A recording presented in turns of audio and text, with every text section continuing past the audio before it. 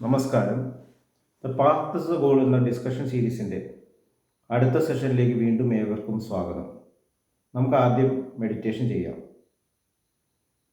കണ്ണുകൾ അടച്ച് ശാന്തമായിരിക്കും. ഭൂമി മാതാവിനോടും സർവചരാചരങ്ങളോടും അന്തരീക്ഷത്തോടും കൃതജ്ഞത രേഖപ്പെടുത്തൂ.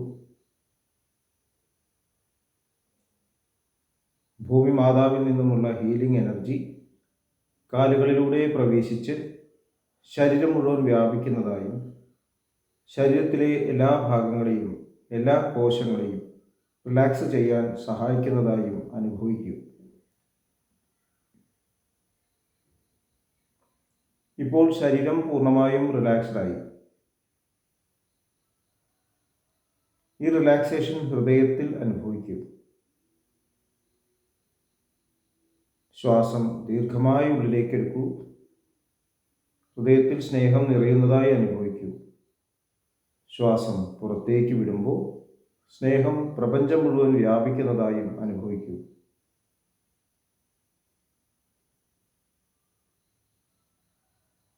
ഹൃദയത്തിൽ കുടികൊള്ളുന്ന സ്നേഹത്തിൻ്റെ സ്രോതസ്സിൽ നിന്നും ഉദ്ഭവിക്കുന്ന ദിവ്യപ്രകാശം മനസ്സിനെ ആകർഷിക്കുന്നതായി അനുഭവിക്കൂ.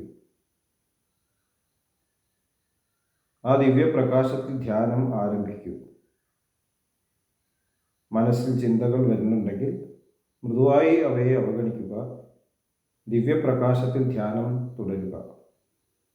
Please start meditation.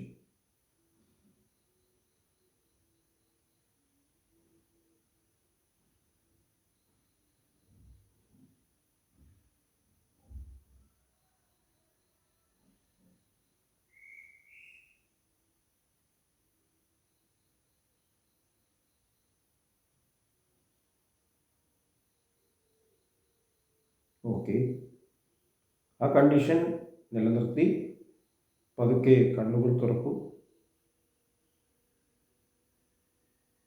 എല്ലാവരെയും ആർദ്രമായി ഹാർട്ട്ഫുൾനെസ് സഹജമാർഗ് മെഡിറ്റേഷൻ സിസ്റ്റത്തിലേക്ക് സ്വാഗതം ചെയ്യുന്നു. എങ്ങനെ ജോയിൻ ചെയ്യാം എന്നതിൻ്റെ ഡീറ്റെയിൽസ് ഡിസ്ക്രിപ്ഷൻ ബോക്സിൽ കൊടുത്തിട്ടുണ്ട്. ഇന്ന് ഗാന്ധി ജയന്തിയാണ്. നമ്മുടെ രാഷ്ട്രപിതാവായിട്ടുള്ള മഹാത്മാഗാന്ധിജി ജനിച്ച ദിവസം. മഹാത്മാഗാന്ധിജി ഉയർത്തിപ്പിടിച്ചിട്ടുള്ള ഏറ്റവും പ്രധാനപ്പെട്ട ഒരു തത്വമാണ് അഹിംസ, നോൺ വയലൻസ്. അഹിംസ പരമോ ധർമ്മ എന്നുള്ള ഒരു ശ്ലോകമുണ്ട്. അഹിംസ എന്നുള്ള ആ പദത്തിന് മഹാത്മാഗാന്ധിജി വളരെ വളരെ ഡെപ്തിൽ ഒരു നിർവചനം നൽകി. മഹാത്മാഗാന്ധിജി പറയുന്നത് ബ്രൂട്ട് ഫോഴ്സിൽ നിന്നും സോൾ ഫോഴ്സിലേക്കുള്ള മാറ്റം, അതാണ് ഹിംസയിൽ നിന്നും അഹിംസയിലേക്കുള്ള മാറ്റം. നമ്മൾ പരിണാമ സിദ്ധാന്തം പഠിക്കുമ്പോൾ ഫിസിക്കൽ ആയിട്ടുള്ള ഫോഴ്സ്, അതാണ് മനുഷ്യൻ്റെ താഴെയുള്ള എവല്യൂഷണറി ലെവൽസിൽ കാണുന്നത്. ഫിസിക്കൽ ലെവലിൽ ഉള്ള ബ്രൂട്ട് ഫോഴ്സ് ഉപയോഗിച്ചിട്ട് കീഴടക്കുക, സെൻസറി ഓർഗൻസിനെ ഡിപ്പെൻഡ് ചെയ്യുക, ശരീരത്തിന് ഡിപ്പെൻഡ് ചെയ്യുക. മനുഷ്യൻ്റെ തലത്തിലെത്തുമ്പോൾ ഒരു പരിവർത്തനം വരേണ്ടതാണ്. ക്രമേണ മനുഷ്യൻ ഇന്ദ്രിയങ്ങളുടെ മുകളിൽ തൻ്റെ കൺട്രോൾ കൊണ്ടുവരുന്നു. അപ്പോഴേ ഒരാളെ മനുഷ്യൻ എന്ന് പറയാൻ സാധിക്കും. മനസ്സ് ഉപയോഗിക്കുന്നവൻ. നമ്മുടെ മുൻ പ്രസിഡൻ്റായിട്ട് ശ്രീ എസ് രാധാകൃഷ്ണൻ പറഞ്ഞിട്ടുണ്ട്, education should make a man learn to think and think his own thoughts. സ്വന്തം ചിന്തകൾ ചിന്തിക്കുക, അതിനുശേഷം ചിന്തയിൽ നിന്നും ആഴത്തിലുള്ള ഫീലിങ്സിലേക്ക് മാറുക. സഹജമാർഗം പഠിപ്പിക്കുന്നത് ഫീലിങ്സിൽ നിന്നും ആഴത്തിൽ പോയി നമ്മുടെ യഥാർത്ഥ ബീയിങ്ങിലേക്ക്, അസ്തിത്വത്തിലേക്ക് നമ്മൾ കണക്റ്റഡ് ആവണം. ആ ബീയിങ്, അതുകൊണ്ടാണ് ഹ്യൂമൻ ബീയിങ് എന്ന് പറയുന്നത്. ആ ബീയിങ് എന്ന് പറയുന്നത് യഥാർത്ഥത്തിൽ വീണ്ടും ഒരു അനന്തമായിട്ടുള്ള യാത്ര തന്നെയാണ്. ബീയിങ്ങിൽ നിന്നും നോൺ ബീയിങ്ങിലേക്ക് എന്ന് നമ്മുടെ മാസ്റ്റേഴ്സ് പറയുന്നു. എന്താണ് നമ്മൾ ആയിത്തീരേണ്ടത്? ആ ബീയിങ് എന്താണ് ആയിത്തീരേണ്ടത്? ആ ഫീലിംഗ്, ബിക്കമ്മിങ്, ബീയിങ്, അതായി തന്നെ നിലകൊള്ളുക. അതിനുശേഷം എന്താണ് നമ്മൾ ആയിത്തീരേണ്ടത്? എവിടെയാണ് നമ്മുടെ ഈ ജീവിതത്തിൻ്റെ ശക്തിയുടെ സ്രോതസ്? മനുഷ്യൻ അത് മനസ്സിലാക്കേണ്ടതാണ്.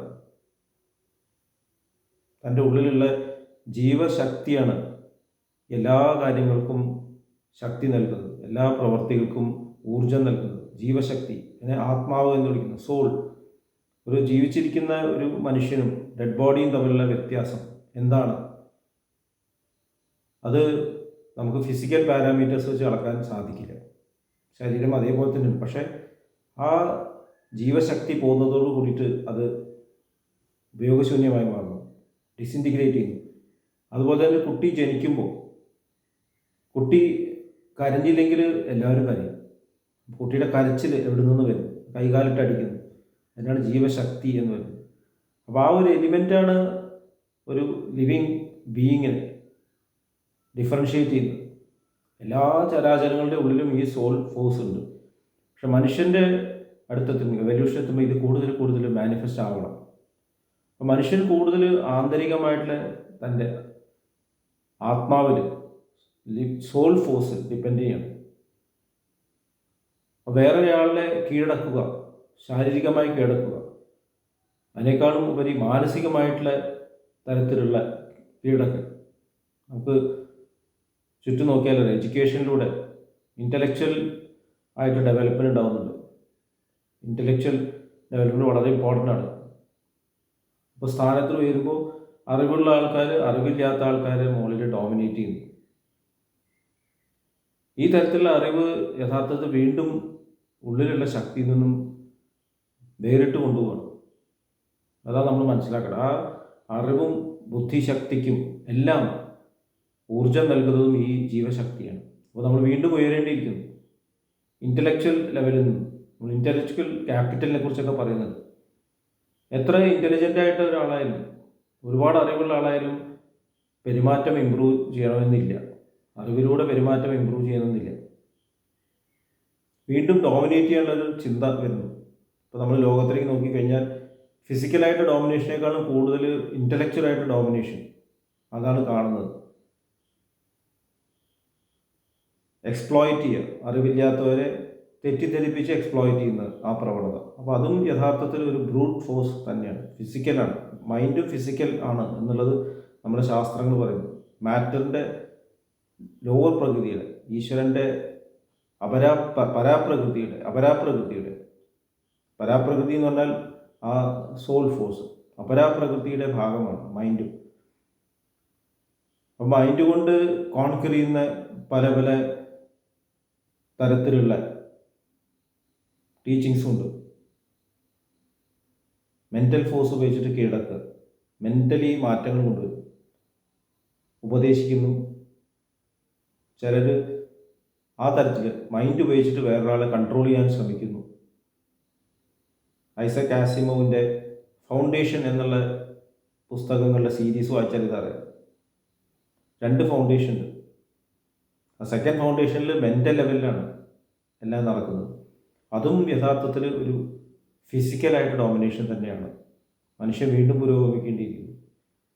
മഹാത്മാഗാന്ധിജി പറയുന്നത് പൂർണ്ണമായിട്ടും ആത്മാവിൽ ഡിപ്പെൻഡൻ്റ് ആയിട്ടുള്ള ഒരാൾക്ക് ബാഹ്യമായിട്ടുള്ള ശക്തികളുടെ ആവശ്യമില്ല.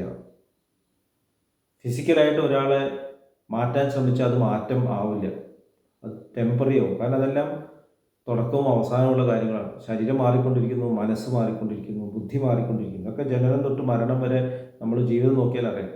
മാറ്റമില്ലാത്ത ഒരു ശക്തിയാണ് ഉള്ളിലുള്ള ആത്മീയ ശക്തി, സോൾ ഫോഴ്സ്. അവിടേക്ക് കൂടുതൽ ഡിപ്പെൻഡ് ചെയ്യുമ്പോഴാണ് ഒരു മനുഷ്യൻ യഥാർത്ഥത്തിൽ മനുഷ്യത്വത്തിൽ പുരോഗമിക്കുന്നത്. അപ്പോൾ മാറ്റങ്ങൾ കൊണ്ടുവരേണ്ടത് ഇൻഫ്ലുവൻസിലൂടെയാണ്, നമ്മുടെ ക്യാരക്ടർ ട്രാൻസ്ഫോർമേഷനിലൂടെ, സ്വഭാവ രൂപീകരണത്തിലൂടെ, സ്നേഹത്തിലൂടെ ആണ് മാറ്റങ്ങൾ കൊണ്ടുവരുന്നത്. ആ തരത്തിലുള്ള മാറ്റമാണ് പെർമനൻറ്റ്. മഹാത്മാഗാന്ധിജി തൻ്റെ ജീവിതത്തിൽ അത് കാണിച്ചു. കമ്മ്യൂണൽ റൈറ്റ്സിലൊക്കെ അദ്ദേഹത്തിൻ്റെ സ്നേഹം, അതാണ് അവിടെ മാറ്റങ്ങൾ കൊണ്ടുവന്നത്. അപ്പോൾ ആ സോൾ ഫോഴ്സിലേക്ക് കണക്ട് ചെയ്യാൻ അദ്ദേഹം ജീവിതത്തിൽ ഉടനീളം ഒരു സത്യാഗ്രഹം തന്നെ അനുഷ്ഠിച്ചു എന്ന് പറയാം. ഇതിനുള്ള ശ്രമമായിരുന്നു. എനിക്ക് ഈശ്വരനെ നേർക്ക് നേർ കാണണം, അതാണ് എൻ്റെ ജീവിത ലക്ഷ്യം എന്ന് മഹാത്മാഗാന്ധിജി ഓട്ടോബയോഗ്രഫിയിൽ പറയുന്നുണ്ട്. അപ്പോൾ സഹജമാർഗം ഇതിന് വലിയ ഒരു ലളിതമായിട്ടുള്ള ഒരു വഴിയാണ് നൽകുന്നത്. സഹജമാർഗത്തിൽ ഇൻട്രൊഡ്യൂസ് ചെയ്യുമ്പോൾ തന്നെ നമ്മൾ ആ ആന്തരികമായിട്ട് ആ സോൾ ഫോഴ്സുമായിട്ട് കണക്ട് ചെയ്യുന്നു. നമുക്ക് ലഭിക്കുന്ന പ്രാണാഹുതി ആദ്യം തന്നെ നമ്മുടെ ജ്ഞാന സ്രോതസ്സിലേക്കാണ് കണക്ഷൻ നൽകുന്നത്. അപ്പോൾ കൂടുതൽ അതിലേക്ക് കണക്ട് ചെയ്യുമ്പോൾ നമ്മൾ ഉള്ളിൽ മാറ്റങ്ങൾ സംഭവിക്കുമ്പോൾ പുറമേ അത്ഭുതകരമായിട്ട് മാറ്റങ്ങൾ വരുന്നത് കാണാം. ഒരു പൂ വിടരുമ്പോൾ സുഗന്ധം പരത്തുന്നത് പോലെ ഒരു സ്പിരിച്വലായിട്ട് ഒരാൾ അവേക്കുണ്ടാവുമ്പോൾ ചുറ്റും മാറ്റങ്ങൾ വരുന്നത് കാണാം. അവിടെ ഹിംസയുടെ ആവശ്യം വരുന്നില്ല. അഹിംസ എന്ന് പറയുമ്പോൾ ഇൻ ആക്ഷൻ, വേർഡ്സ്, തോട്ട് മൂന്നിലും അഹിംസ വേണമെന്നാണ്. അപ്പോൾ നമ്മുടെ ചിന്തകളിലൂടെയും അഹിംസ, ഹേർട്ട് ചെയ്യാനുള്ള ഇൻറ്റൻഷനും കൂടി പാടില്ല. നമുക്കതിൻ്റെ ഉദ്ദേശം കൂടി പാടില്ല, ചിന്തയില്ല, ഉദ്ദേശം കൂടി പാടില്ല. അഹിംസ ഇസ് മൈ ക്രീഡ് എന്നാണ് ഗാന്ധിജി പറഞ്ഞത്. അപ്പോൾ അതിലേക്ക് എത്തിച്ചേരണം എന്നുണ്ടെങ്കിൽ നമുക്ക് പ്രാണാഹുതിയെ പ്രാണസ്യ പ്രാണനിലേക്ക് കണക്ഷൻ ലഭിക്കണം. അപ്പോൾ സഹജമാർഗം ഈ തരത്തിലുള്ള ഒരു ഉയർന്ന ഒരു മനുഷ്യരാശിയെ വാർത്തെടുക്കാൻ ഉള്ള ഒരു വലിയൊരു പദ്ധതിയാണ്. ഹ്യൂമാനിറ്റിയുടെ ആ മാറ്റം ഹിംസാത്മകമായിട്ടുള്ള ഈ മനുഷ്യരാശിയിൽ നിന്നും അഹിംസാത്മകമായിട്ട് എല്ലാവരും പരസ്പരം മനസ്സിലാക്കുന്ന ഹാർമണിയിൽ ജീവിക്കുന്ന ഒരു ജീവിതം നമ്മൾ ഡിസ്കസ് ചെയ്തു. ഇവിടെ വയലൻസ്, സ്ട്രക്ചറൽ വയലൻസ് എപ്പോഴും ഉണ്ട്. അതേക്കുറിച്ച് നമുക്ക് കൂടുതൽ ഡിസ്കസ് ചെയ്യാം. ഈ സ്ട്രക്ചറലായിട്ട് വയലൻസ് അത് സ്നേഹത്തോട് കൂടിയിട്ട് ട്രാൻസ്ഫോം ചെയ്തെടുക്കണം. നമ്മുടെ ശരീരത്തിൻ്റെ തരത്തിലുള്ള റെസിസ്റ്റൻസിനെ പറ്റി നമ്മൾ ഡിസ്കസ് ചെയ്തു. സമൂഹത്തിലും ഈ തരത്തിലുള്ള സ്ട്രക്ചറലായിട്ടുള്ള വ്യത്യാസങ്ങൾ, ഒരാൾക്ക് സ്വതന്ത്രമായിട്ട് പുരോഗമിക്കാനുള്ള അവസരം അത് ലഭിക്കുന്നില്ല. നമ്മൾ ശ്രദ്ധിച്ച് നോക്കിയാൽ അറിയാം. അപ്പോൾ അവിടെയും ഹിംസ കൊണ്ട് മാറ്റങ്ങൾ കൊണ്ടുവന്നിട്ട് കാര്യമില്ല. അതൊക്കെ ടെമ്പററി ആണെന്ന് ചരിത്രം തെളിയിക്കുകയാണ്. അപ്പോൾ ഈ തരത്തിൽ അഹിംസാത്മകമായിട്ടുള്ള ഒരു സമീപനത്തിന് ഹാർട്ട്ഫുൾനെസ് സന്മാർഗ സിസ്റ്റം നമ്മളെ ഹെൽപ്പ് ചെയ്യുന്നു. ഈ മാറ്റം നമ്മുടെ ഉള്ളിലും നമ്മുടെ ചുറ്റുവട്ടത്തും നമുക്ക് അത്ഭുതകരമായിട്ട് കാണാനും സാധിക്കും. ഗാന്ധി ജയന്തിയുടെ ഈ ദിവസത്തിൽ എല്ലാവരെയും അഹിംസ എന്നുള്ള ഈ തത്വം മനസ്സിലാക്കിയിട്ട് അതിൻ്റെ യഥാർത്ഥത്തിൽ ഇംപ്ലിമെൻറ്റേഷന് ഹാർട്ട്ഫുൾനെസ് സിസ്റ്റത്തിൽ ജോയിൻ ചെയ്യണം എന്ന് അഭ്യർത്ഥിക്കുന്നു. അടുത്ത സെഷൻ വരെയും വിടവാങ്ങുന്നു. നന്ദി, നമസ്കാരം.